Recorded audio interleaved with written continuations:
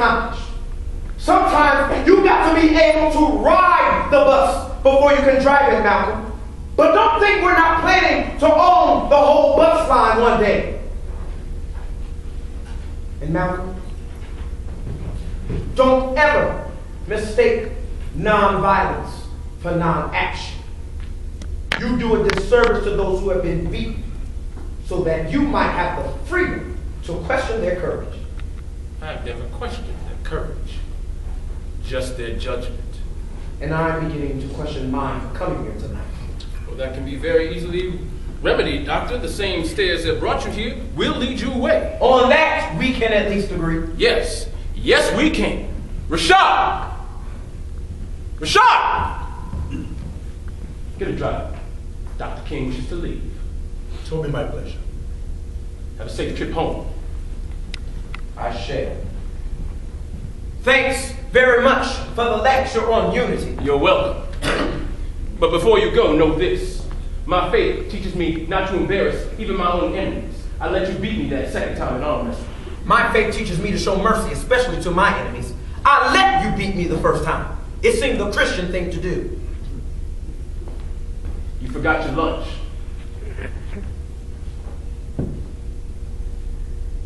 It's not mine. It's a gift.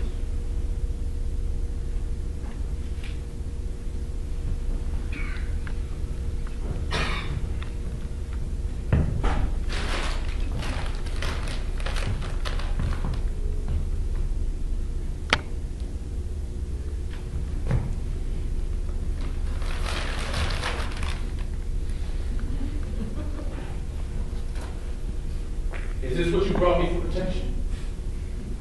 Does it possess some sort of magical powers? Or is the dog non-violent too?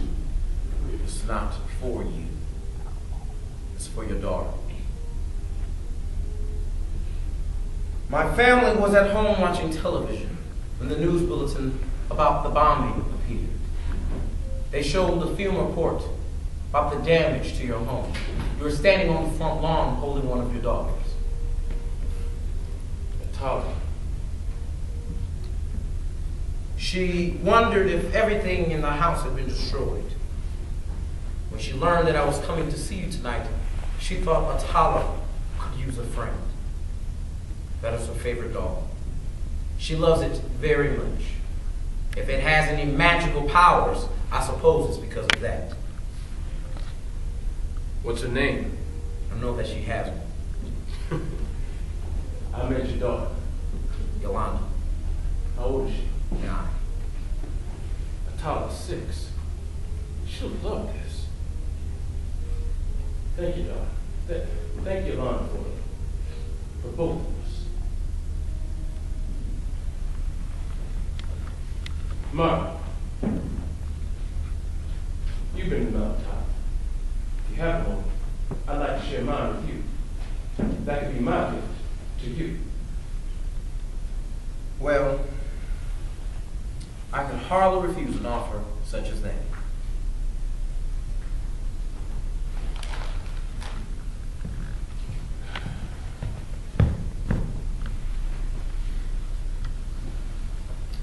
From out there, I want you to see what I see.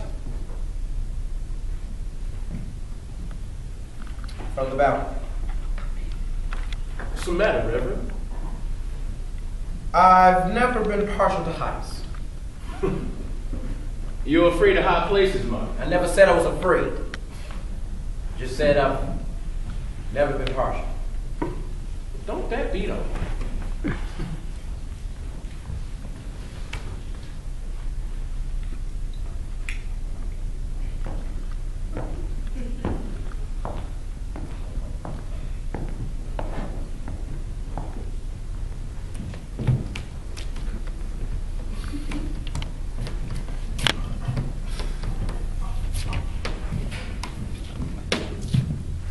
Problems all seem smaller from up here, more manageable. Now, it may not be the country, Reverend, but there's some things you can love more than the land. Like the people who live on it? Yes, Mark, the people. Would you do it again? I mean, if you had the choice, would you do it all again? Again, I didn't want to do it the first time. I wanted to lead a church, not a movement. But then a woman took a bus ride. You'll be amazed what you do once your feet get tired. You know what I wanted to be? A lawyer. For the prosecution or the defense. Doesn't matter. Either way, I would have been held in contempt. Makes no difference what they call you. It only matters what you answer to.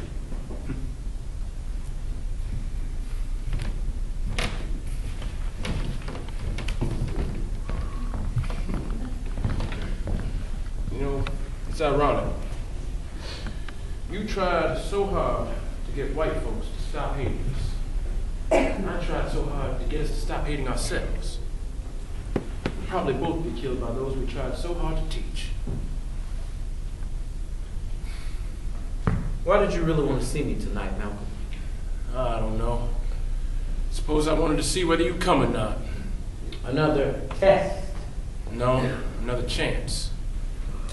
Another chance. Did you really come here to offer me protection? Perhaps I should have said comfort. The kind of comfort one man can offer another.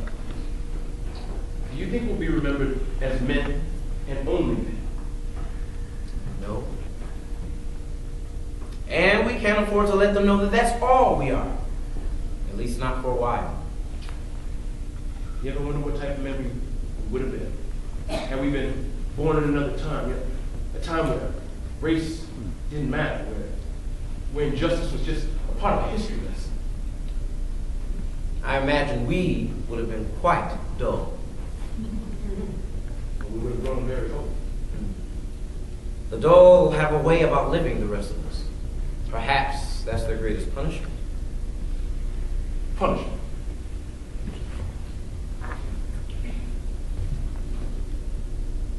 My father was murdered because he spoke out. My mother was institutionalized because some pain deep inside of her drowned out the language of the world. I have nothing left to leave my family, no money, and now, not even a home. And yet, still I wonder, was there something more I could have done? More of myself I could have given? My father used to tell me the story of a young Baptist minister who went up north to seek his fame and fortune. When he had become very successful, the pastor of his former small southern church extended an invitation to him to return home for a visit and preach before his old congregation. Well, the young minister could hardly refuse such an offer. In fact, he was rather proud at the thought of coming back and showing the folk just how successful he had become. He decided to take his 7-year-old son along with him to teach him a lesson about his history, his roots. When he got to the church, he was moved so much that he proceeded to give one of the greatest sermons of his life. Had the congregation rolling from one emotion to another. When it was all over, the pastor came and threw his arms around the young minister and said, "John, that was a truly moving and inspirational sermon.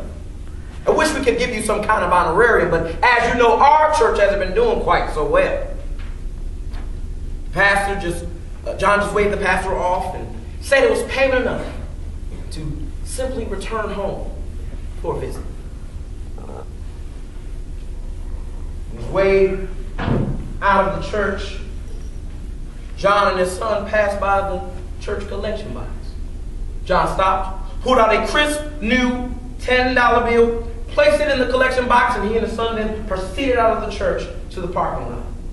As they were getting into the car, the pastor came running out of the church, calling John's name. When he got up to him, he said, "John, I know you didn't want any kind of donation, but we couldn't let you leave without giving you some token of our appreciation."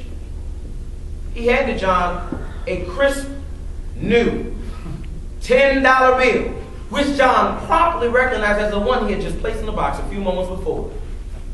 John took the money, exchanged final farewells with the pastor, and then got into his car.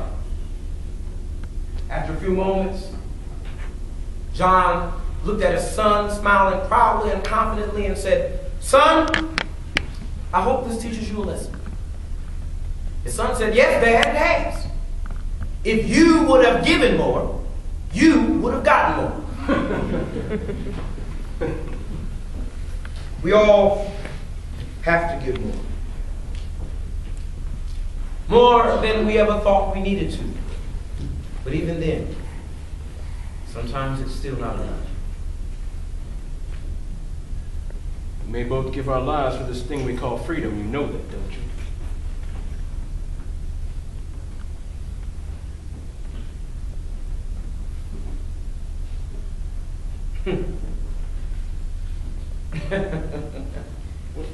What's so funny? I was just wondering what Coretta might think if she knew we spent the night arming something. I suppose Betty might go into early labor. When does she do? You know, babies, Martin. They come when they want to, whether you're ready or not. Can you keep a secret, Martin? Who, me? I'm hoping for a son this time. And little child shall lead you. And the lion shall dwell with the lamb.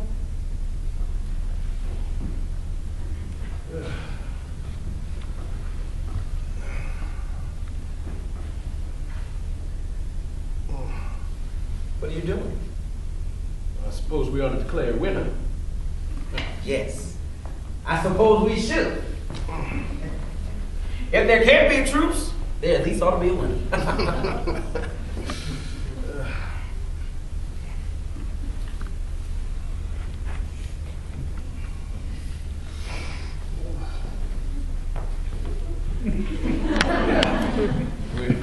We're arm wrestling, brethren. We're not running the relays. You warm up the way you want to, I warm up the way I want to.